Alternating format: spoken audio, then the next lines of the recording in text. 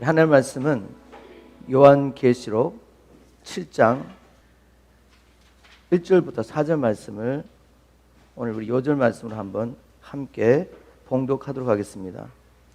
요한계시록 7장 1절부터 4절 함께 봉독하겠습니다.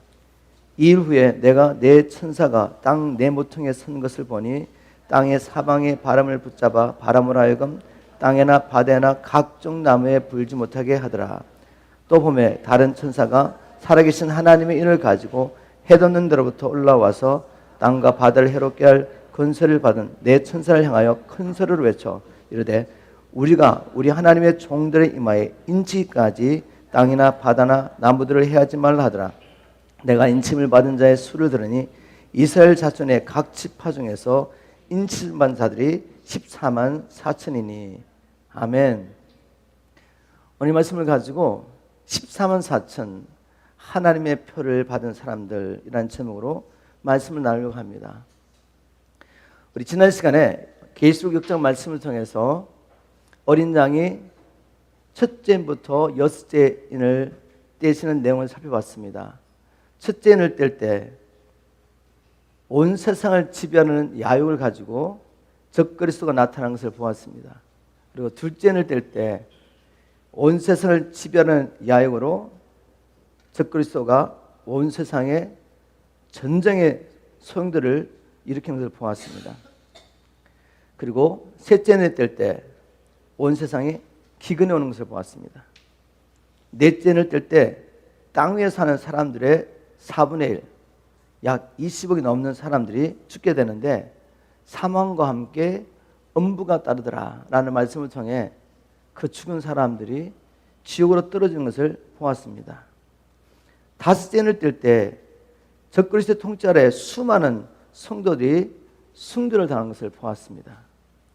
여섯째 인을 뗄 때 큰 지진이 일어나며 해와 달의 빛이 변하고 별들이 땅에 떨어지며 그 결과 땅에 있는 모든 사람들, 지위가 높은 사람이나 낮은 사람이나 부한 사람이나 가난한 사람이나 종이나 주인이나 상관없이 모두 두려움에 사로잡혀 하나님과 어린 양의 진노의 날이 이르렀으니 누가 능히 라고 부르짖는 것을 보았습니다. 성도 여러분, 하나님 말씀대로 이 모든 일이 이루어질 텐데 과연 저와 여러분은 그날 설 수 있을까요? 우리가 그날 과연 설 수 있겠습니까? 내가 예수를 믿고 평생 교회를 다녔는데 당연히 쓰겠지.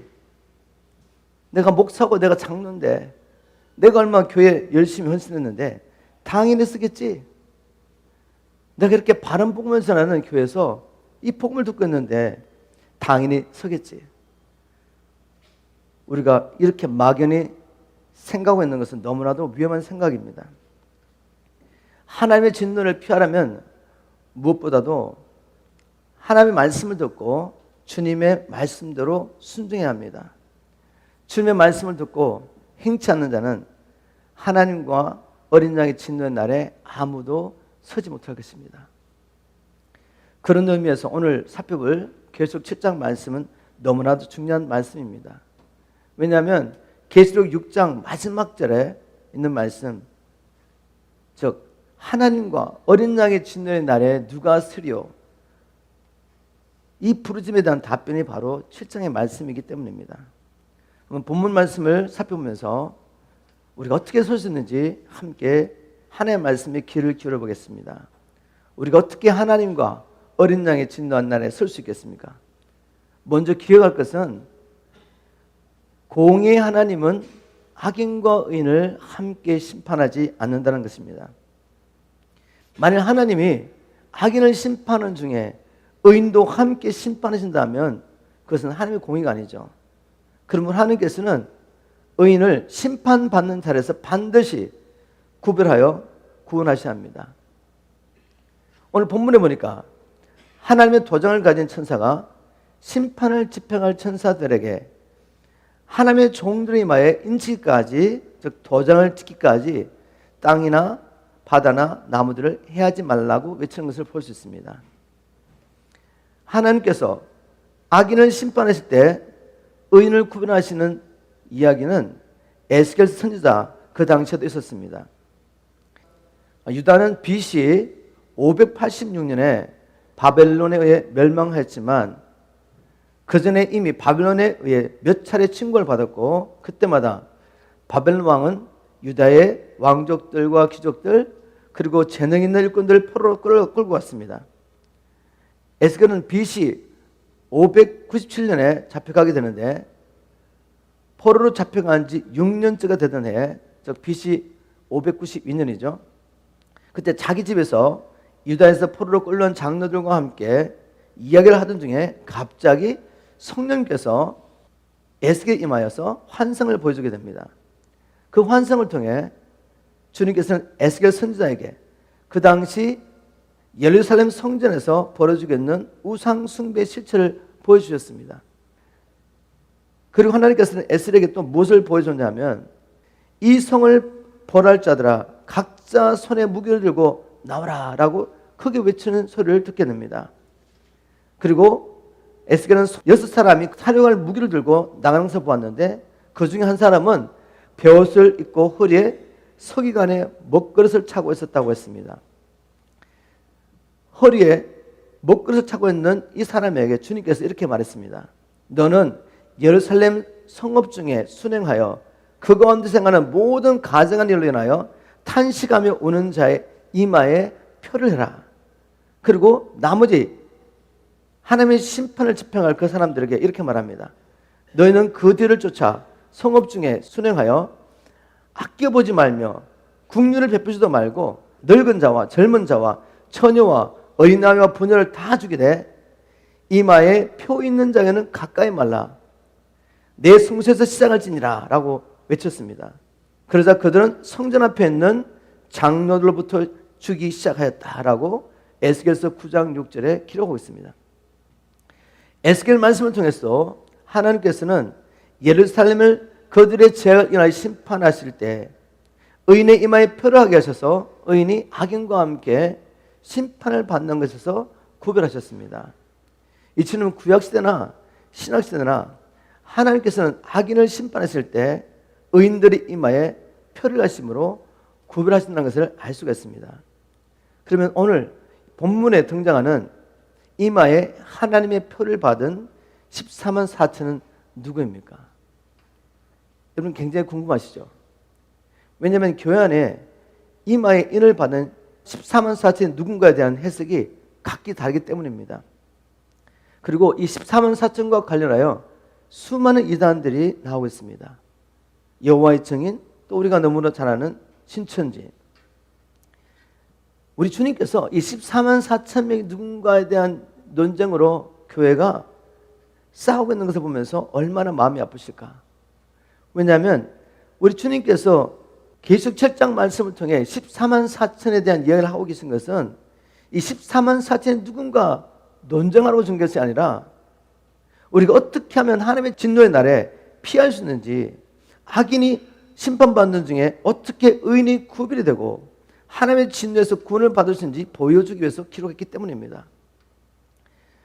우리가 이 점을 기억하고 아무 유익도 없는 논쟁을 하느라고 주님이 주시는 핵심적인 메시지를 놓치지 말아야 할 것입니다.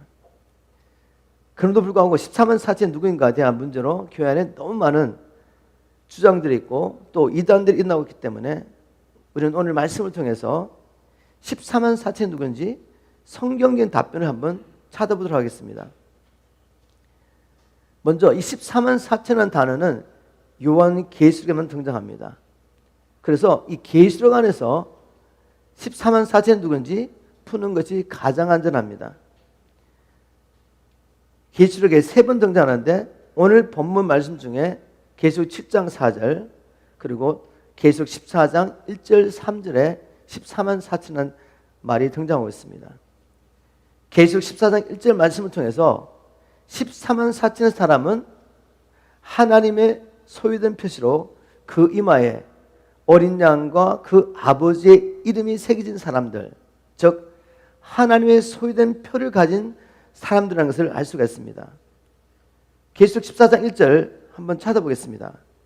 계시록 14장 1절 또 내가 보니 보라 어린 양이 시온산에 섰고 그와 함께 14만 4천이 있었는데 그들의 이마에는 어린 양의 이름과 그 아버지의 이름을 쓴 것이 있더라. 요한이 어린 양이 시온산에 서 있고 14만 4천이 서 있는 걸 봤는데 그 14만 4천이 누군가 봤더니 그들의 이마에 어린 양의 이름과 그 아버지의 이름이 쓴 것이 있더라는 것이죠. 그러면 하나님께서 누구에게 자기의 소유된 표시로 그 이마에 이름을 새겨주십니까? 이 질문에 대한 답변도 우리 계시록에서 찾을 수 있습니다. 빌라델피아 교회에 주신 말씀 중에 답을 한번 찾아보도록 하겠습니다. 빌라델피아 교회는 작은 능력을 가지고도 주님의 말씀을 지키며 주님의 이름을 배반하지 않았기 때문에 주님께 칭찬을 받은 교회입니다. 이 교회에게 주님이 뭐라고 말씀하셨습니까? 계시록 3장 11절 말씀입니다. 이기는 자는 내 하나님 성전의 기둥이 되게 하리니 그가 결코 다시 나가지 아니하리라. 내가 하나님의 이름과 하나님의 성 곧 하늘에서 내 하나님께로부터 내려오는 새 예루살렘의 이름과 나의 이름을 그의 위에 기록하리라. 하나님이 누구에게 자기 이름을 기록하신다고요? 이기는 자에게. 빌립보 교회처럼 적은 능력이지만 믿음을 지키고 주님의 이름을 배반하지 않은 끝까지 믿음을 지킨 바로 그 성도들에게 하나님께서 자기 이름을 새기겠다고 말씀하신 것입니다. 계시록 14장 1절 말씀을 통해 보니까 14만 4천의 사람은 하나님의 소유된 표를 가진 사람들로서 끝까지 믿음을 지킨 이긴 자들이라는 것을 알 수 있습니다. 이제 우리 계시록 14장 3절 말씀을 통해 14만 4천이 누군지 보겠습니다. 계시록 14장 3절 저희가 보좌와 내 생물과 장로들 앞에서 새 노래를 부르니 땅에서 구성함을 얻은 14만 4천인 밖에는 능히 이 노래를 부를 자가 없더라. 이 말씀을 통해 보니까 14만 4천이 누구입니까? 바로 땅에서 구속을 받은 모든 사람들이죠. 누가 하나님과 어린 양의 진노한 날에 설 수 있습니까? 말씀을 통해 살펴보니까 하나님과 어린 양의 진노에서 구원을 받으려면 이마에 하나님의 표를 받는 14만 4천인이 되어야 합니다. 그 14만 4천에는 바로 어린 양의 표로 구속을 받은 사람들이며 또 환난 중에도 끝까지 믿음을 지킨 자들이었습니다. 하나님과 어린 양의 진노를 피하려면 이렇게 하나님께 속해야 되며 그리고 끝까지 믿음을 지켜야 합니다. 그럼 우리가 어떻게 하나님께 속한 자가 될 수 있으며 끝까지 큰 환난 가운데서도 믿음을 지킬 수가 있겠습니까? 계시록 7장 9절 10절 말씀 가운데 답을 찾을 수가 있습니다. 계시록 7장 9절 10절 말씀을 제가 한번 선포하겠습니다. 이 일 후에 내가 보니 각 나라와 족속과 백성과 방언에서 아무라도 능히 셀 수 없는 큰 무리가 흰옷을 입고 손에 종려 가지를 들고 보좌 앞과 어린 양 앞에 서서 큰 소리를 외쳐 가로되 구원하심이 보좌에 앉으신 우리 하나님과 어린 양에게 있도다 라고 선포했습니다.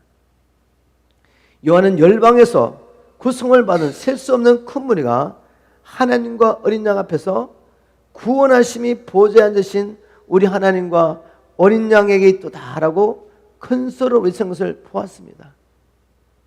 그렇습니다. 우리의 구원은 전적으로 하나님께 속한 것입니다. 하나님은 우리를 사랑하심으로 창세전에 예수 그리스도 안에서 우리를 구원하시기로 예정하십니다.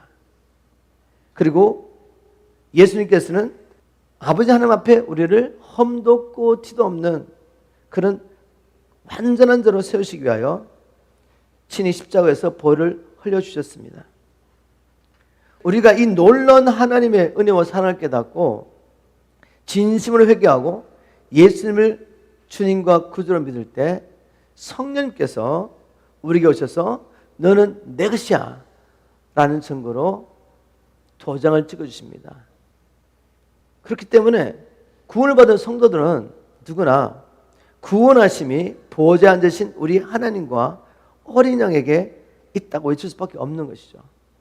하나님이 계획하시고 예수님께서 이루시고 성령님께서 우리에게 오셔서 죄를 깨닫게 하시고 우리가 복음을 믿을 때 너는 내 것이야 라고 인을 치시며 우리를 끝까지 주님께 인도하시기 위해서 우리와 함께 하시며 구원을 이루어 가십니다. 그러므로 구원은 하나님께 속했다고 선포하는 것이 마땅합니다. 구원은 전적으로 하나님께 속한 것이지만 그럼에도 불구하고 우리로서는 끝까지 믿음을 지키고 주님께 순종해야 합니다. 왜냐하면 요한이 열방에서 구원받은 성도들이 흰옷을 입고 하나님과 어린 양에게 구원하심이 하나님께 속하였습니다 라고 외치는 장면을 보고 있을 때 장로 중에 한 사람이 이런 질문을 던집니다. 이 흰옷 입은 자들이 누구며 또 어디서 왔느냐라고 묻죠. 장로의 질문에 요한은 이렇게 답변합니다. 내 주여 당신이 아십니다. 그때 장로는 이는 큰 환란에서 나오는 자들인데 어린 양의 피에 그 옷을 씻어 희게 하느니라 라고 답변했습니다.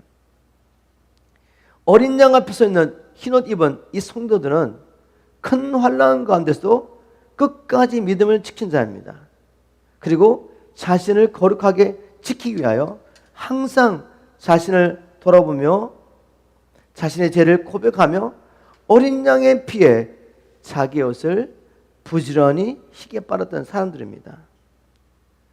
이 말씀을 통해서 구원은 하나님께 속하였지만 믿는 우리로서는 어떤 환경 가운데서도 끝까지 믿음을 지키며 또 날마다 말씀 앞에서 우리를 살펴보고 예수님의 피로 부지런히 우리의 옷을 희게 빨아야 한다는 것을 알 수가 있습니다. 우리 믿는 사람이 반드시 기억해야 할 한 가지 진리가 있습니다. 그것은 우리가 언제든지 죄의 유혹에 빠져 믿음을 버릴 수 있다는 것입니다. 그래서 바울은 고린도 교회에게 편지를 보내면서 이렇게 말했습니다. 내가 내 몸을 첩복종하게 하면 내가 남에게 전판 후에 자신이 도리어 버림을 당할까 두려움이로다. 바울 같은 사람이 주님을 만나고 평생 이 복음을 위하여 자신을 부인하고 이 복음 전하기 때문에 핍박과 환난을 받았던 바울까지도 자기 몸을 첩복종시켰답니다. 왜냐하면 바울조차도 죄의 유혹을 받고 믿음에서 떨어질 수 있기 때문에 그런 가능성을 보았기 때문에 바울은 자기 몸을 첩복종시켰다고 말합니다. 내가 이 복음을 전한 후에 버림을 받을까 두려워서 그런 적 선줄로 생각하는 자는 넘어질까 조심하라 라고 말했습니다. 빌보 교회에 보낸 편지에도 바울은 항상 복종하여 두렵고 떨림으로 너희 구원을 이루라 라고 권면하고 있습니다. 무엇보다도 요한계시록 말씀을 기록한 목적도 그 당시에 성도들이 교회 안에 들어온 미혹과 그리고 세상의 유혹과 환난 가운데서도 끝까지 믿음을 지키고 이긴 자로 살 수 있게 하기 위해서 이 말씀을 주셨다는 것을 우리가 기억해야 합니다. 성령께서 교회에게 뭐라고 말씀하셨습니까? 끊임없이 주님께서 이기는 자가 들어가시며 이렇게 말씀하신 것을 우리가 기억하고 있습니다. 계시록 2장 7절 말씀에 기 있는 자는 성령이 교회들에게 하시는 말씀을 들을지어다. 이기는 그에게는 내가 하나님의 낙원에 있는 생명나무의 열매를 주어 먹게 하리라. 이기는 자만이 하나님 나라에 들어가서 생명나무의 열매를 먹을 수 있다고 합니다. 또 계시록 2장 11절에는 기 있는 자는 성령이 교회들에게 하시는 말씀을 들을지어다. 이기는 자는 둘째 사망해를 받지 아니하리라. 여러분 둘째 사망해가 뭐죠? 하나님의 심판입니다. 우리가 어떻게 어린 양과 하나님의 진노에서 피할 수 있습니까? 성경 분명히 말하고 있습니다. 이기는 자가 되어라. 이기는 자만이 둘째 사망해를 받지 아니하리라. 우리가 이길 수 있도록 아들의 생명을 주시고 성령의 권능을 부어주시고 예수님의 건설을 주시고 성령의 금 말씀을 주셨지만 우리는 죄를 사랑해서 세상을 사랑해서 죄와 타협하며 성령을 소멸하고 근심케 함으로 우리는 패배할 수 있습니다. 마귀에 끌려갈 수 있습니다. 요한계시록 3장 5절에도 이기는 자는 이와 같이 흰옷을 입을 것이요 내가 그 이름을 생명책에서 결코 지우지 아니하고 그 이름을 내 아버지 앞과 그의 천사들 앞에서 시인하리라. 우리가 이기는 자가 되지 않으면 흰옷을 입을 수가 없습니다. 어린 양과 하나님 앞에 서서 구원하심이 오직 하나님께 속하였습니다 라고 외쳤던 그들은 흰옷을 입었는데 그들이 흰옷을 입을 수 있었던 것은 하나님의 말씀대로 끝까지 믿음을 지키고 인내하며 이겼기 때문에 이처럼 우리가 하나님과 어린 양의 진노를 피하고 마지막 날 하나님 앞에 서기 위해서는 큰 환난 중에서도 믿음을 지켜야 하며 항상 예수의 피로 죄를 받고 우리 자신을 거룩하게 지키는 일에 심사합니다. 제가 이런 말씀을 전하면 어떤 사람들은 이렇게 반문합니다. 목사님, 지금 목사님은 행위구원을 전하고 계십니다. 목사님 지금 행위구원을 말씀하고 계십니다. 구원은 전적으로 하나님의 은혜를 믿음으로 받는 것이라고 성경에 가르치고 있지 않습니까? 네, 맞습니다. 근데 문제는 하나님의 은혜를 믿음으로 구원받는다는 말이 무엇인지 잘 모르겠는 게 문제죠. 저는 이런 분들에게 이렇게 반문하고 싶습니다. 형제님, 하나님의 은혜를 헛되이 받지 마십시오. 하나님의 은혜는 우리로 하여금 하나님의 말씀을 믿고 순종하게 하는 능력입니다. 여러분 믿으십니까? 하나님의 은혜는 우리가 이 땅에 사는 동안에 모든 불법에서 우리를 구원하여서 경건하고 거룩하게 살게 하고 땅의 것을 구하지 않고 예수 그리스도의 오심을 대망하며 우리 자신을 깨끗하게 지키게 하며 우리를 죄와 사단의 권세에서 건져내어 선한 일에 열심하는 친백성으로 살게 하는 것입니다. 그게 바로 바울이 전했던 하나님의 은혜죠. 디도서 2장 11절부터 14절 말씀이었습니다. 하나님의 은혜를 받은 자의 증거, 하나님의 은혜를 받는 것이 무엇인지 우리가 한번 성경의 예를 통해 살펴보도록 하겠습니다. 성경에 보니까 노아는 하나님의 은혜를 입었더라라고 기록하고 있습니다. 노아가 하나님의 은혜를 받은 증거가 뭐였습니까? 하나님의 은혜를 받으면 어떻게 되죠? 성경에 이렇게 기록하겠습니다. 노아가 하나님과 동행하였으며 하나님의 은혜를 받으면 자기를 부인하고 주님과 동행할 수 있습니다. 주님과 동행하려면 범사의 자기의 생각을 내려놓고 하나님의 뜻을 쫓아가야 되는데 노아는 하나님의 은혜를 받았기 때문에 자기를 부인하고 하나님과 동행할 수 있었습니다. 그래서 노아는 하나님께서 노아에게 오셔서 노아야, 이제 내가 이 땅을 심판할 텐데 너는 너의 가족과 내가 너에게 대를 모든 짐승들을 구원할 수 있도록 방주를 만들어라 라고 명령했을 때 노아는 자기 생각, 자기의 경험, 자기의 뜻을 내려놓고 하나님께 순종할 수 있었습니다. 창세기 6장 22절에 이렇게 기록하고 있습니다. 노아가 그와 같이 하여 하나님이 자기의 명하신 대로 다 준행하였더라. 여러분, 제가 방주를 만드는 이야기 종종 하고 있는데 방주를 만드는 게 쉬운 일입니까? 노아의 8가족, 평범한 사람이 이 방주를 만드는 것은 쉽지 않습니다. 왜냐하면 방주의 길이는 축구 경기장보다 더 길고 그 높이는 3층짜리 건물 높이인데 거기에 주님이 데려오시는 그 수많은 짐승을 다 넣어야 하고 그들이 또한 1년 이상 그곳에 머물러 있었는데 1년 이상 먹을 수 있는 양식을 준비해야 되죠. 그리고 그 배는 홍수가 나서 물이 출렁이는데 끊임없이 물에 떠내려가면서도 끼어지지 않는 튼튼한 배여야 합니다. 도대체 노아가 그리고 8식구가 어떻게 이 방주를 만들 수 있었겠습니까? 우리는 전적으로 하나님의 은혜라고 고백할 수밖에 없습니다. 하나님의 은혜로 노아는 그 방주를 만들었죠. 그럼에도 불구하고 천사가 내려와가지고 그 방주를 만들어준 게 아니죠. 노아와 8식구가 날마다 하나님께 물어보고, 주님 어떻게 만들어야 합니까? 라고 물었을 때 주님이 지혜를 주십니다. 주님, 이것은 또 어디서 구해야 되죠? 주님이 또 필요할 때 공급해 주셨습니다. 한마디로 노아와 8식구가 그들의 손으로 이 방주를 만든 것입니다. 만일 노아가 하나님께 이렇게 말했다고 한번 가정해 보겠습니다. 하나님 말씀을 믿는데 우리 8식구가 어떻게 그 엄청난 방주를 만들 수 있습니까? 불가능합니다. 할 수 없습니다. 라고 말하고 방주를 만들지 않았다면, 하나님의 말씀에 불순종하고 그 방주를 만들지 않았다면 어떻게 되겠습니까? 하나님의 심판이 임할 때 심판에 대한 하나님의 계시를 받았던 노아나 받지 않았던 세상 사람이나 똑같이 함께 심판을 받게 됩니다. 바로 이 노아의 예를 통해서 우리가 하나님의 은혜를 믿음으로 구원받았다는 말씀과, 그리고 우리가 하나님 나라에 들어가기 위해서 힘써야 한다는 말씀을 이해할 수가 있죠. 구원은 전적으로 하나님께 속한 것인데, 그럼에도 불구하고 우리로서는 힘써 믿음을 지켜야 하며 끝까지 하나님께 순종해야 합니다.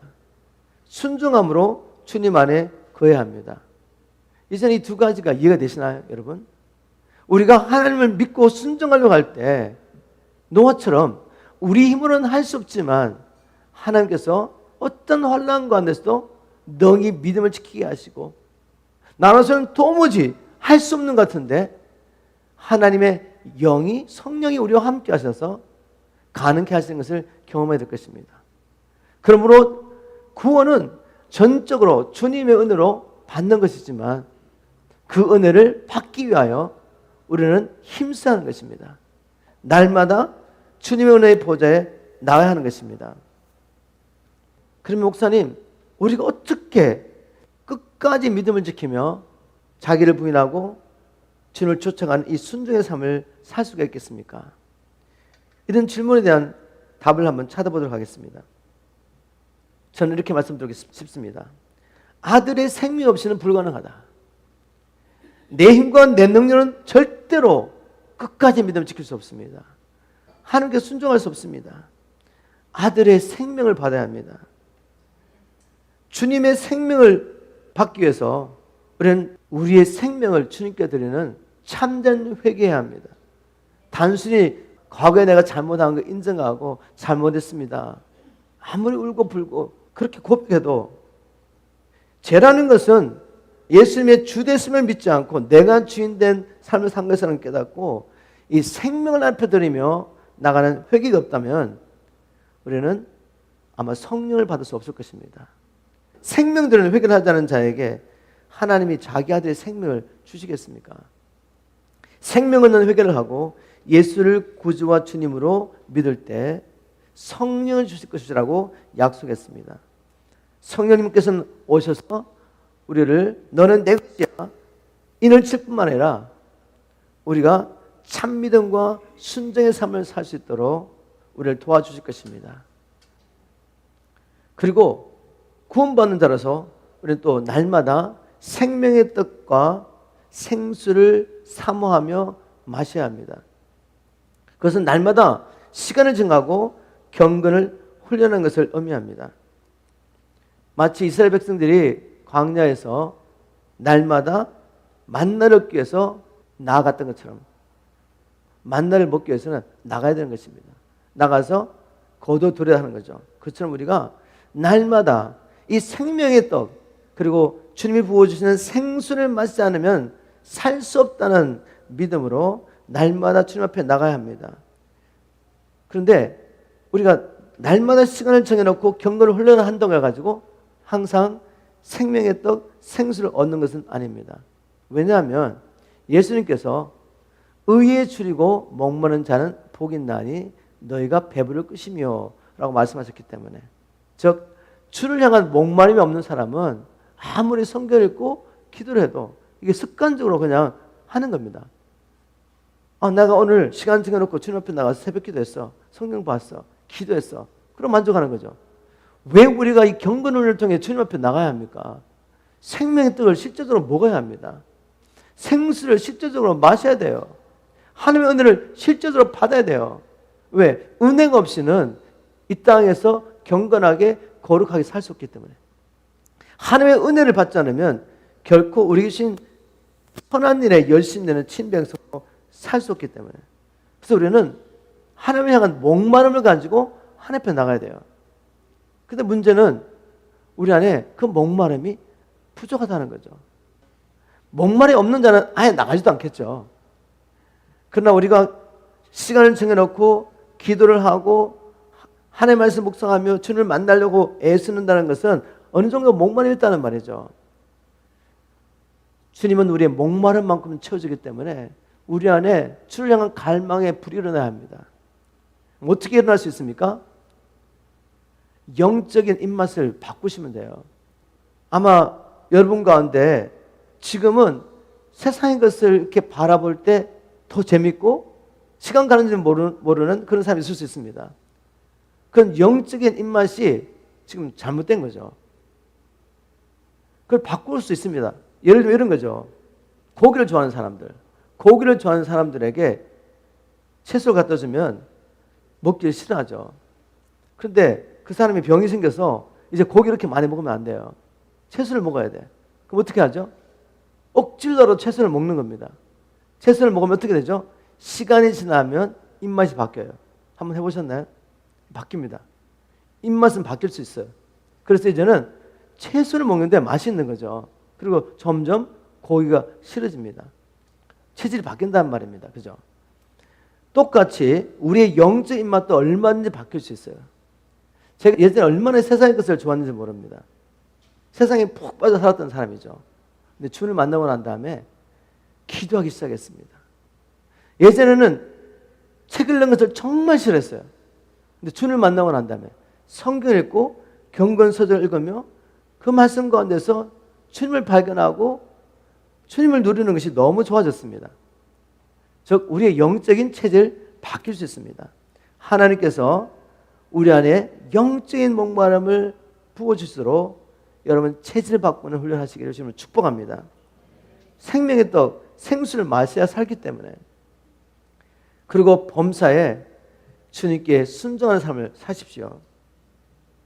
늘 성령님과 동행하면서 범사에 우리 주님이 어떻게 하실까? 라는 질문을 하면서 주님의 뜻에 순종하십시오. 너와 함께 하셨던 주님께서 여러분과 저와 함께하는 것을 경험하게 될 것입니다. 우리가 주님을 경험하면 어떤 일이 일어납니까? 기적이 일상이 되는 것이죠. 우리 지난 주간에 박범 목사님 집회를 통해서 목사님도 우리와 똑같은 사람인데 예수를 믿고 성령을 모시고 살면서 기적이 일상이 된 삶을 사는 걸 보시지 않습니까? 그래서 도전이 되는 거죠. 우리도 할 수 있겠구나. 한 번밖에 없는 인생인데 우리가 이렇게 살다 가면 너무 억울하지 않겠습니까? 하나님께서 우리 땅에 두신 목적은 하나님을 더 깊이 알게 하시기 위해서, 우리가 하나님을 알고 그분과 동행하면서 우리의 삶이 변화되기를 원하십니다. 그리스도의 장성한 분량에 충만한 데 이르기까지 우리가 변화되기를 원하죠. 그리고 우리가 하나님과 이렇게 동행하면서 하나님을 경험하게 될 때 또 우리를 통해 하나님 알지 못하는 자에게 하나님은 살아계십니다 라고 증거하기를 원하십니다. 이 일을 위해서 하나님께서 우리를 이 세상에 보내신 줄 믿으시기 바랍니다. 오늘 말씀을 준비하면서 일본의 진주만을 폭격한 사건을 기억하게 됐습니다. 그러면 진주만 폭격 잘 아시죠? 세계 2차 대전이 한창이던 1941년 12월 7일에 일본은 미국의 선전포고도 하지 않고 진주만에 집결했던 미국의 함대를 겁습했습니다. 그 당시의 상황을 기록한 것을 제가 찾아봤는데 이렇게 기록했더라고요. 1941년 1월 주일 대사 조셉 그루는 일본군의 진주만 공격 계획 정보를 입수하고 일본이 전쟁을 준비한다는 보고서를 본국에 송신하였으나 유럽 내 전쟁 문제에 몰두하는 미국 정부는 그것을 묵살하였습니다. 그 외에도 일본군의 공격 임박설에 대한 사전 정보들은 많았으나 아무도 이 정보에 귀를 기울이지 않았다. 많은 사람들은 일본군의 공격 임박설을 알고 있었으나 그 대상이 일본으로부터 5,000마일 떨어진 진주만이 아닌 필리핀이라고 생각했다. 제가 이 기사를 읽으면서 오늘 메시지와 관련해 생각해 봤습니다. 미국이 왜 진주만 전투에서 패배했을까? 미국이 일본군에게 참패를 당한 것은 전투력이 부족했기 때문 아닙니다. 그들은 일본과 싸워 이길 수 있는 충분한 전투력을 가지고 있었습니다. 그리고 일본군의 공격에 대비할 수 있는 충분한 시간도 있었습니다. 그런데 왜 참패했습니까? 왜냐하면 미국 관리들이 일본군의 진두만 공격 계획에 대한 정보를 보고받았지만 다른 문제에 몰두하느라고 그 정보를 묵살해버렸습니다.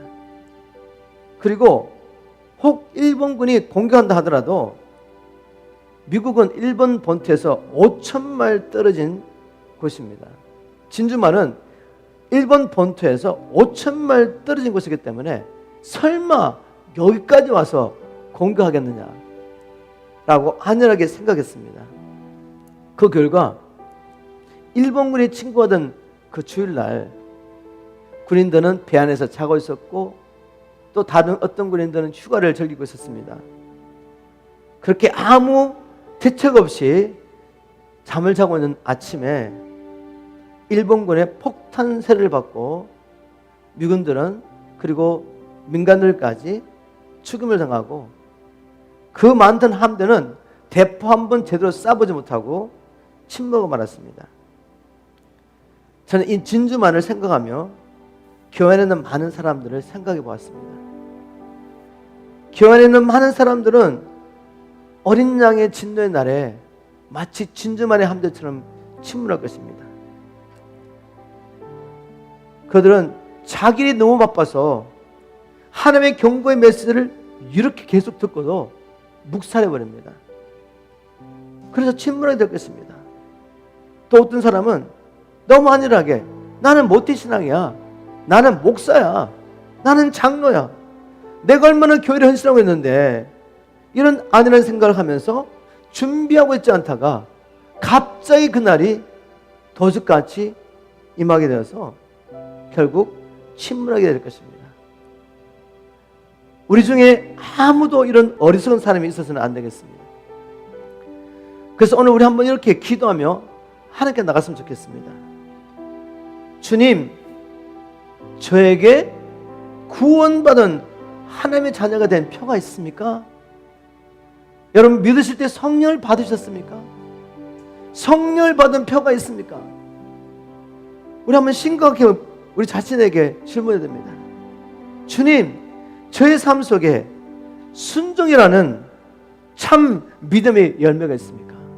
살아있는 믿음은 반드시 행함에 따르는데 주님, 제 삶 가운데 순종이라는 참 믿음의 열매가 있습니까? 주님, 저의 눈을 열어주십시오. 그래서 저의 영적인 실체를 보게 도와주십시오. 더 늦기 전에 주님, 저의 마음을 샅샅이 살펴주시고 저를 철저하게 시험하셔서 제 본심이 어떠한지 알게 해주십시오. 혹시라도 제 안에 악한 것이 있는지 살펴보시고 저를 영원한 생명길로 인도해 주십시오. 우리 한번 이렇게 오늘 말씀을 붙잡고 기도했으면 좋겠습니다. 하나님 앞에 우리 한번 통성으로 기도하면서 주님, 나를 살펴보게 도와주시고 하나님, 내 안에 아직도 뿌리 뽑지 못한 우상과 죄악을 이 시간에 뿌리 뽑게 도와주십시오. 하나님의 말씀을 듣고도 돌이키지 않는 나의 왕관 고집을 깨트려 주시고 아직도 내가 버리지 못한 이 우상을 오늘 이 아침에 철저히 버리게 도와주십시오. 오늘 하나님의 말씀에 우리가 귀를 기울이지 않으면 누가 알겠습니까? 주님의 그날이 도적같이 우리에게 마여서 진주만에 준비되지 않고 안는 잠을 자고 있던 미국 군인처럼 그 배와 함께 함대와 함께 침몰할 걸 누가 알겠습니까? 하나님 우리를 불쌍히 여기십시오. 여러분 통성을 기도하며 하나님 앞에 나가겠습니다. 여러분 무엇이 여러분의 발목을 붙잡고 있습니까? 마귀는 끊임없이 우리 연약함을 보여주며 너는 할 수 없어, 너는 순종할 수 없어, 너는 결국 또 쓰러질 것이야, 너는 그 세상의 즐거움을 버릴 수 없어. 정죄하고 있지 않습니까? 여러분 우리는 할 수 없습니다. 그래 나는 할 수 없어 라고 인정하십시오. 그렇지만 우리 이 길을 가야 합니다. 좋은 길 십자가 길을 끝까지 가야 합니다. 어떤 환경 가운데서도 주를 믿는 믿음을 지켜야 합니다. 그래서 우리는 하나님 앞에 무릎 꿇을 수밖에 없는 것입니다. 하나님 오늘도 제게 은혜를 베풀어 주십시오. 하나님 내가 버리지 못하는 이 죄악 주님 뿌리채 뽑을 수 있도록 하나님 내게 은혜를 부어 주십시오. 다시 일어나서 길을 가겠습니다. 혹 여러분 가운데 질병이 여러분 붙잡고 있습니까? 우리 주님께서 우리의 질병을 지고 십자가에 죽으셨습니다.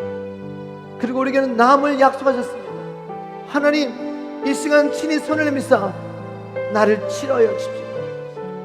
경제적 문제 우리 붙잡고 있습니까? 하나님의 것을 도둑들었다면 회개하시고 하나님의 것을 드려야죠. 왜 우리가 하나님의 것을 드리지 못합니까? 불신이죠, 불신. 하나님은 살아계십니다. 먼저 주의 나라 의를 구하는 자에게 우리 주님은 모든 걸 도와주십니다.